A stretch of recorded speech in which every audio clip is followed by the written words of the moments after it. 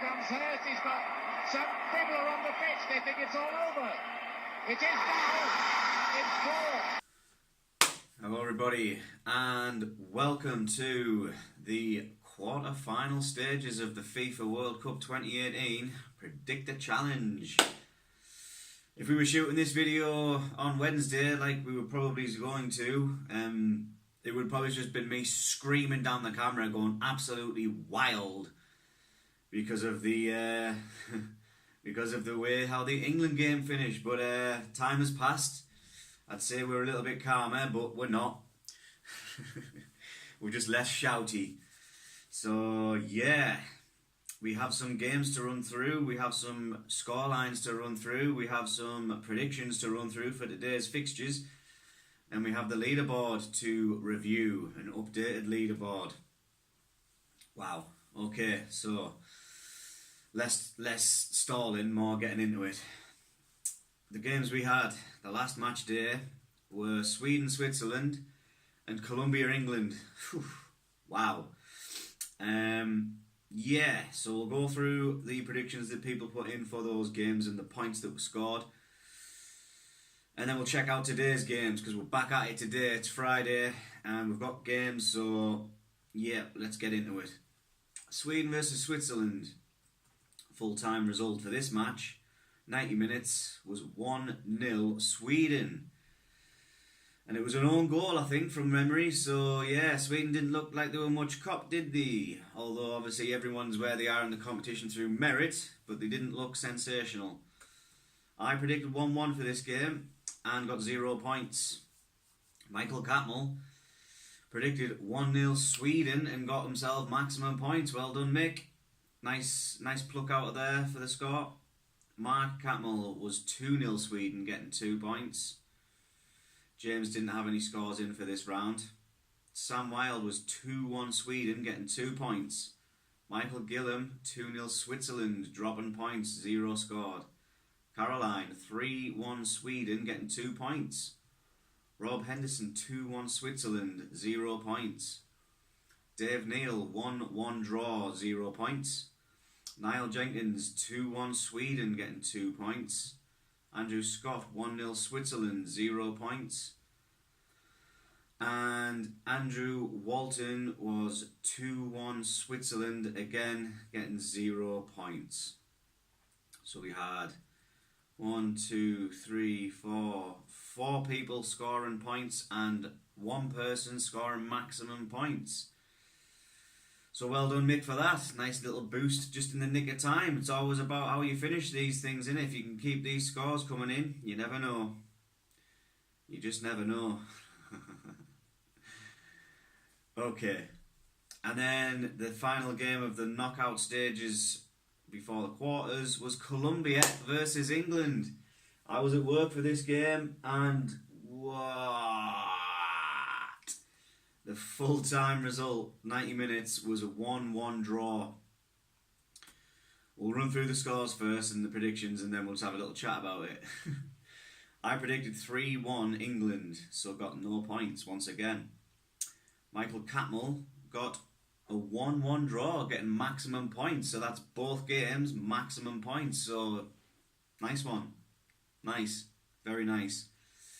Mark Catmull, 3-1 England, same as me, getting no points. Sam Wilde, 2-1 England, no points. Michael Gillam, 3-1 England, no points. Caroline, 1-0 England, no points. Rob was 2-1 England, no points. I can see everyone being very patriotic here, but it doesn't look as though it's going to pay off. Dave Neal was 1-1 draw, getting maximum points, same as Michael. Nice. Well done, Dave. Niall Jenkins was 1-0 England. Andrew Scott, 2-1 England. Andrew Walton, 1-0 England. So nobody except for Dave and Michael Catmull scored points. Dave and Michael, maximum points each. Boom, boom. So well done, lads. Well done indeed.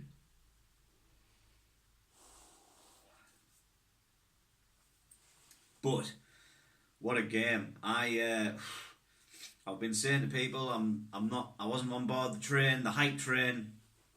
But if we could get past Colombia, then I'd stamp my ticket and get myself into first class, and man, I'm on board. I'm on board. You know why I'm on board? It's because it's coming home. Doesn't matter who we coming up against now, it's coming home. Like, simple as that. People were telling me it's coming home, mate, and I'm like, you know what I mean, Colombia and that. And I'm not gonna lie either. When the penalty shootout started and we got off to not the best start, I give up on the lads. I kind of turned my seat and I was just like, I can't watch it again. I was like, I can't do it. I can't put myself through it again. It was too much. It was too much for me, and I turned my back on them, and then obviously everyone in the building was in the building was watching it, and we're just going wild. And I was like, don't do it, don't do it. And then they did it again, and then the last one like so that was it. I was on board. I couldn't believe it. I was literally shaking. I didn't know how to act. I've never been in that scenario before, and I didn't know how to act, and I just kind of sat there like shaking like a leaf, just in disbelief, just like, hey man, it's coming home.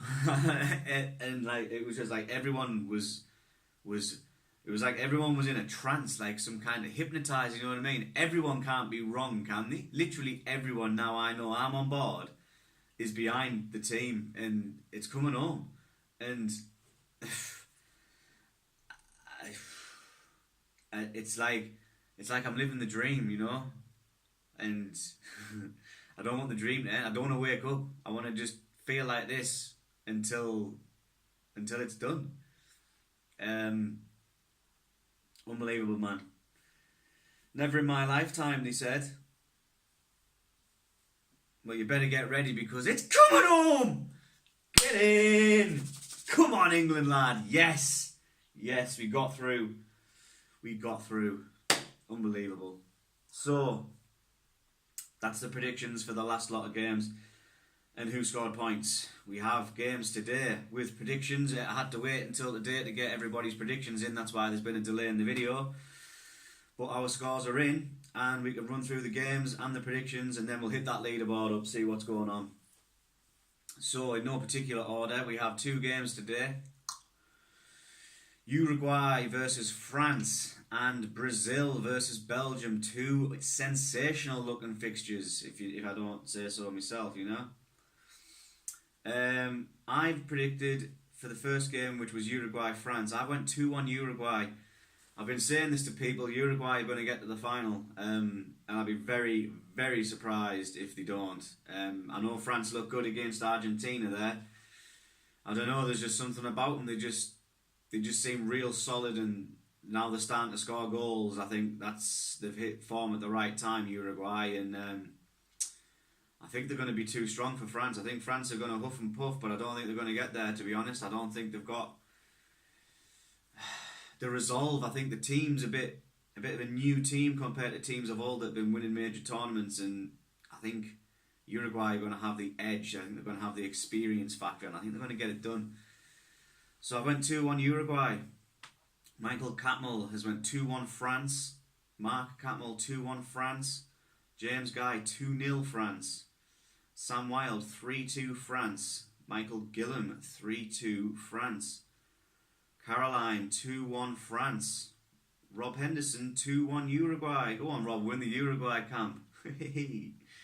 Dave Neal 1-1 draw. Niall Jenkins 2-2 draw. Andrew Scott 1-1 draw. Andrew Walton 3-2 Uruguay. So yeah, France seem to be the popular choice, and I mean, again, it's not because I don't think they're bad. I just think that, I don't know, there's something I can sense about Uruguay, the sense of disturbance in the force.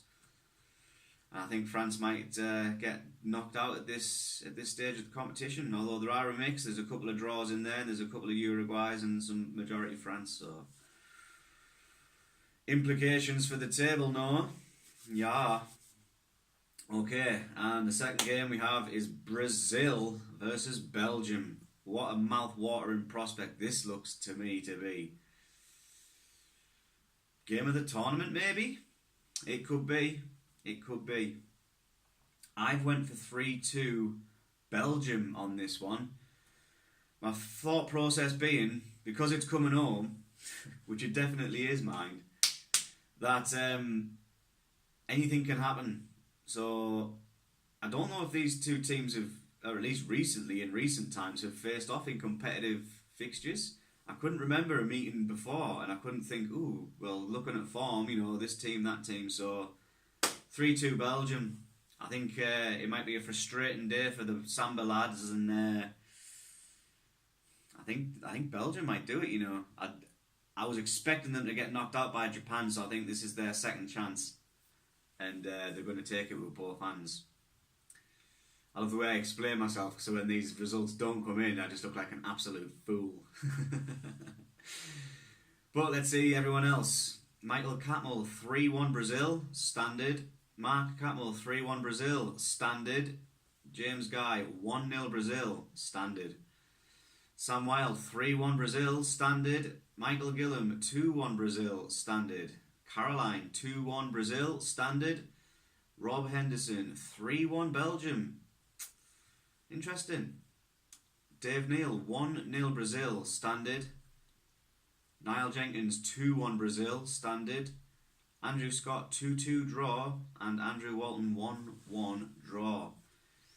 So Brazil heavily fancied, but that's because they are Brazil. They've earned that mystique, and yeah, a couple of draws, which might not be bad shouts, you know, for 90 minutes, the way these last couple of fixtures have gone. And me and Rob have went for Belgium. It's going to be interesting. It's going to be spicy. Oh yes. So, with the games run down from the last match day and today's upcoming fixtures, we shall have a look at the leaderboard now. Let's have a look, see where we are. Okay, so the leaderboard looks as follows. In top spot, 83 points, is Sam Wilde. He's still on top, and we're running out of games quickly. Can you keep your nerve? Can you keep them scores coming in? It's going to be tight, mate. It's going to be so tight. It's unbelievable. But you are currently winning the Predictor tournament. It's unbelievable, Jeff. The tension, the drama.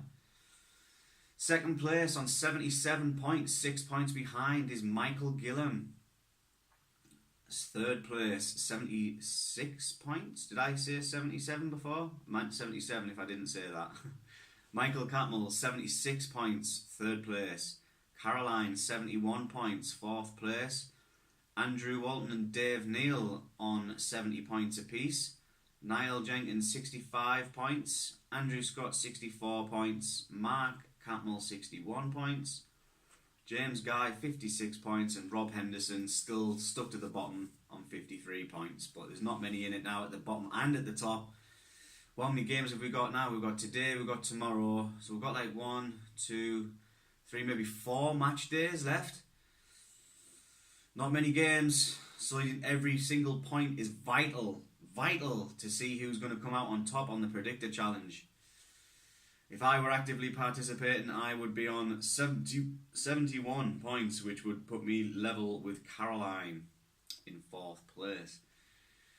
But yeah, that's it. And yeah, come on people. It's time to get behind the team now. Enough messing about. The boys are going to do it. They're going to do it. And you know why they're going to do it? It's because football's coming home. Football always wins, and football's coming home. It's coming home. It's coming home. It's coming. Football's coming home. It's coming home. It's coming home. It's coming. Football's coming home. Get in! Yes!